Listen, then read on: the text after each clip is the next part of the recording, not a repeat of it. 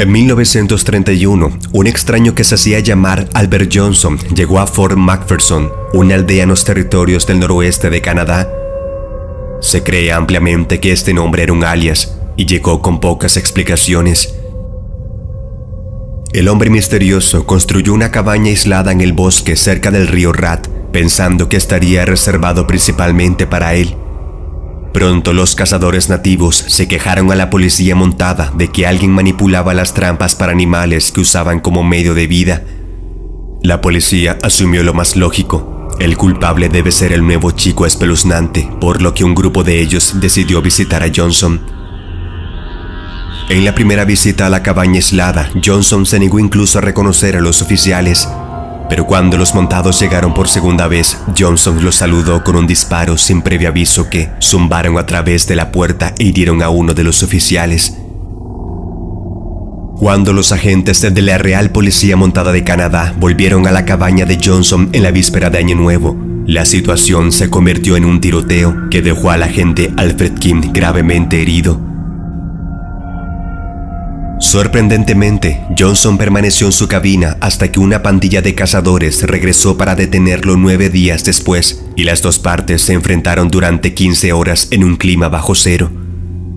Incluso después de que la pandilla usó dinamita para volar la casa de Johnson, este escapó al bosque y se convirtió en un fugitivo.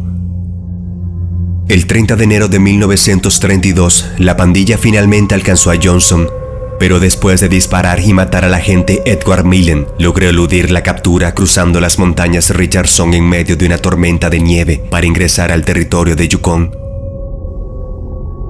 A estas alturas, las noticias sobre esta loca persecución había llegado a los medios de comunicación, quienes llamaron a Johnson el trampero loco de Rat River.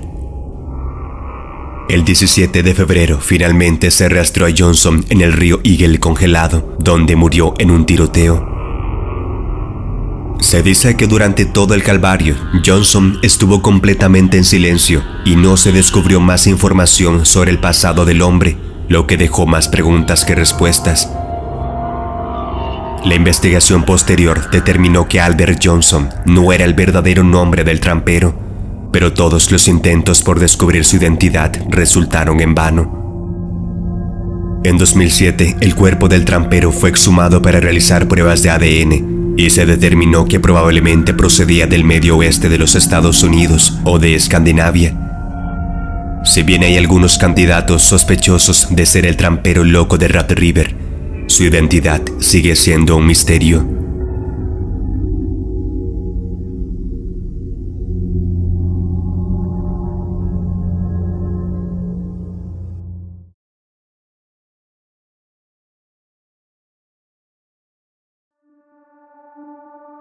En enero de 2004, un residente de Longview, Texas, llamado Blake Ruff, se casó con Lori Erica Kennedy. La pareja tuvo una hija 4 años después. Según quienes la conocieron, Kennedy era una persona muy reservada que siempre se negaba a responder cualquier pregunta sobre su pasado. La pareja finalmente comenzó a tener problemas y en 2010, Ruff se mudó y solicitó el divorcio. Todo terminó trágicamente en la víspera de Navidad, cuando Kennedy se detuvo en el camino de entrada de la casa de sus suegros y se suicidó disparándose. Supuestamente tenía 41 años cuando murió. Sin embargo, la historia de Kennedy dio un giro extraño cuando la familia Ruff registró su armario y encontró una caja fuerte. Contenía documentación que probaba que Kennedy no era quien decía ser. La investigación posterior reveló que Lori Erica Kennedy no existía antes de 1988. En ese año, de alguna manera, obtuvo un certificado de nacimiento de una niña llamada Becky Shaw Turner y la usó para obtener una identificación del gobierno antes de cambiar legalmente su nombre. En realidad, la verdadera Becky era una niña de 2 años que murió en un incendio de 1971. Kennedy finalmente obtuvo su número de seguro social y vivió el resto de su vida con un nombre falso. Los detalles de la vida de Kennedy antes de su matrimonio con Ruff son incompletos. Ciertos documentos de su caja fuerte han proporcionado pistas tentadoras, como un trozo de papel que dice: Policía de North Hollywood, 402 meses, Ben Perkins, abogado. Sin embargo, ninguna de estas pistas han arrojado luz sobre quién era realmente Lori Erica Kennedy o por qué hizo todo lo posible para crear una nueva identidad para sí misma. Su muerte se convirtió en combustible para los múltiples sitios de internet que se centraban en misterios sin resolver, personas desaparecidas y no identificadas y detectives aficionados. Un investigador del Seguro Social llamado Joe Belling se hizo cargo del caso y finalmente se vinculó con una física nuclear convertida en genealogista llamada Colin Fitzpatrick. Fitzpatrick comenzó a usar el análisis de ADN de una muestra tomada de la hija de Ralph para construir un árbol genealógico y finalmente rastreó a Ralph hasta una familia en Pensilvania, cuya hija de 17 años había desaparecido en 1986. Una prueba de ADN confirmó que Lori Ralph era esa hija desaparecida. A pesar de que su identidad real finalmente fue resuelta, aún queda resonando la incógnita más importante de todas. ¿Por qué la joven tomaría una decisión tan radical como desaparecer de su familia y borrar su identidad para siempre?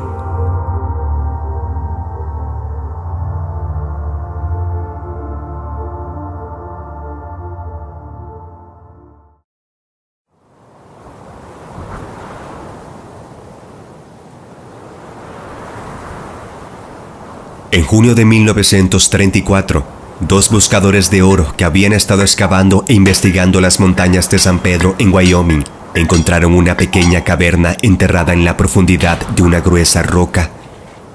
Cuando el polvo comenzó a depositarse, los buscadores hicieron un descubrimiento sorprendente: los restos bien conservados pero olvidados de un pequeño ser humano.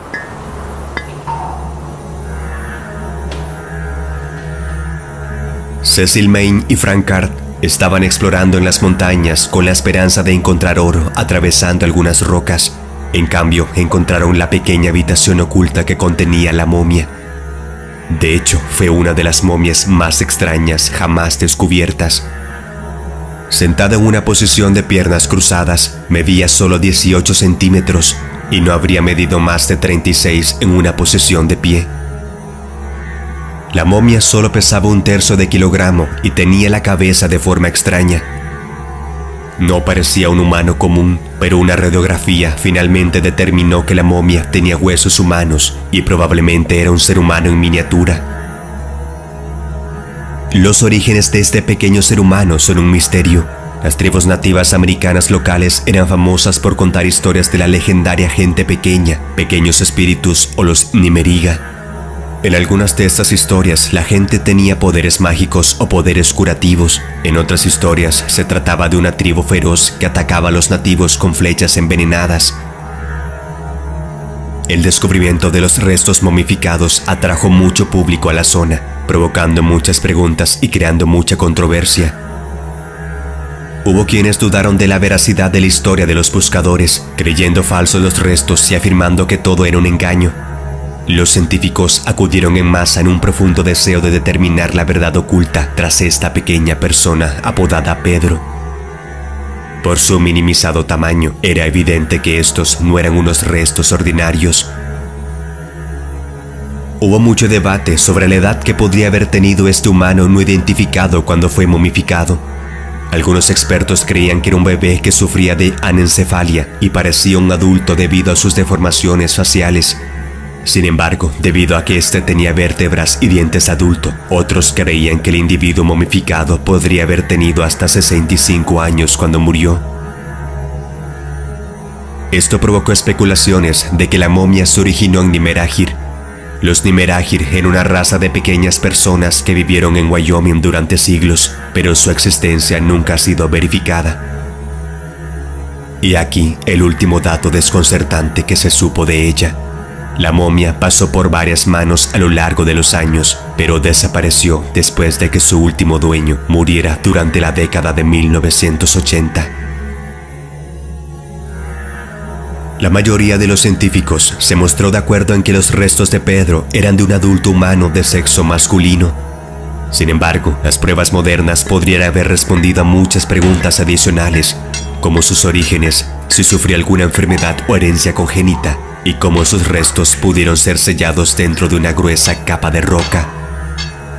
Es probable que las respuestas a estas preguntas y muchas otras sigan sin respuesta a menos que los restos puedan ser ubicados y examinados más a fondo.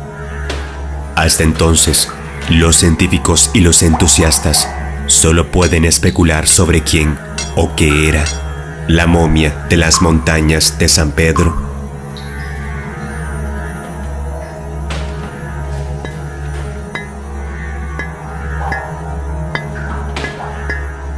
Muchas gracias por ver el video.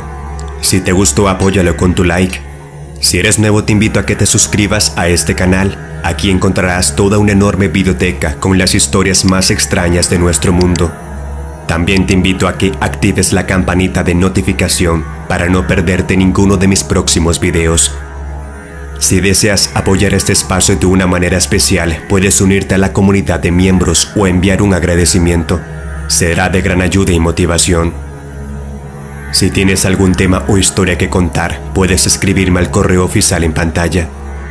Un saludo muy especial a los seguidores del canal. Gracias. Recuerda, las historias son lecciones de vida que nos sumergen a conocer mejor el mundo en el que vivimos. Nos vemos pronto.